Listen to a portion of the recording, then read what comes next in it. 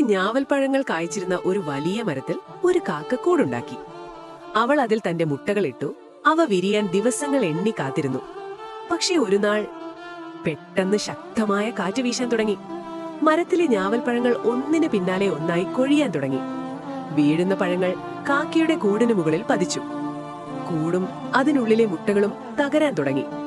ഭയന്ന കാക്ക തന്റെ ചിറകുകൾ വിരിച്ച് മുട്ടകളെ സംരക്ഷിക്കാൻ ശ്രമിച്ചു. പക്ഷെ വീഴുന്ന പഴങ്ങളുടെ ശക്തി അവൾക്ക് നേരിടാൻ കഴിയാത്തതായിരുന്നു.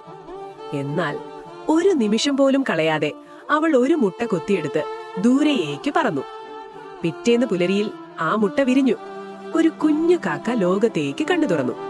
ബുദ്ധിപരമായ തീരുമാനത്തിലൂടെ പൂർണ്ണമായി ദുരന്തത്തിന് കീഴടങ്ങാതെ തന്റെ ജീവനും ഒരു കുഞ്ഞിന്റെ ജീവനും രക്ഷിച്ച് പുതിയ ജീവിതത്തിലേക്ക് പറന്ന ഈ അമ്മക്കാക്കയുടെ ധൈര്യം നിങ്ങൾക്കിഷ്ടമായെങ്കിൽ ഒരു ലൈക്കും സബ്സ്ക്രൈബും കൊടുക്കാൻ മറക്കരുത്.